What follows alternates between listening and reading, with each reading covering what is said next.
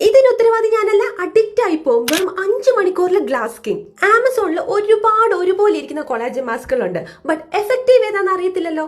ഇപ്പൊ ഞാനൊരു ഫൺ ടെസ്റ്റിലൂടെ ഇത് കാണിച്ചു തരാം. ഒന്ന്, ഞാൻ ക്വെഞ്ചിന്റെ കൊളാജൻ മാസ്ക് ആണ് ഇടാൻ പോകുന്നത്. പിന്നെ ഒരു പോപ്പുലർ ആയിട്ടുള്ള പിങ്ക് കൊളാജൻ മാസ്കും കൂടെ മറ്റേ സൈഡിലും സെയിം രീതിയിൽ ഇട്ട് കൊടുക്കാം. ഇനി ഒരു 5 മണിക്കൂറിന്റെ കറക്റ്റ് ആയിട്ടുള്ള ഡിഫറൻസ് ഞാൻ കാണിച്ചു തരാം. ക്വെഞ്ച് മാസ്ക് ഇട്ട സൈഡിൽ നല്ല രീതിക്ക് അബ്സോർബ് ആയിട്ടുണ്ട്, ബട്ട് അതേപോലെ തന്നെ ഡ്രൈ ആയിട്ടുമില്ല. ബട്ട് മറ്റേ സൈഡിൽ നിങ്ങൾ കണ്ടോ, ഒരു 1.5 മണിക്കൂർ ആയപ്പോഴത്തേക്ക് നല്ല രീതിയിൽ ഡ്രൈ ആയിട്ടുണ്ട്, പക്ഷെ അബ്സോർബ് ആയിട്ടുമില്ല. അങ്ങനെ ഫൈനലി ആഫ്റ്റർ 5 hours ഒന്ന് ഉറങ്ങിപ്പോയിട്ടുണ്ടെങ്കിലും റിസൾട്ട് കാണണ്ടേ? ഇതാണ്, കണ്ടല്ലോ, അത്രയ്ക്കും അഡിക്റ്റ് ആയി പോവും. ഈ ഒരു ഡിഫറൻസ് കണ്ടാല് ആ ഒരു ഗ്ലാസ് സ്കിൻ എന്നൊക്കെ പറയില്ലേ, അത് തന്നെ. ഇനി ഈ ഒരു മാസ്ക് വാം വാട്ടറിൽ ഇട്ടിട്ടുണ്ടെങ്കിൽ കംപ്ലീറ്റ് ആയിട്ട് ഡിസോൾവ് ആവും. കാരണം ഇതിൽ കംപ്ലീറ്റ് ആയിട്ട് സെറം മാത്രമേ ഉള്ളൂ. ഇതിൽ snail mucin, niacinamide, hyaluronic acid ആണ് കേട്ടുള്ളത്.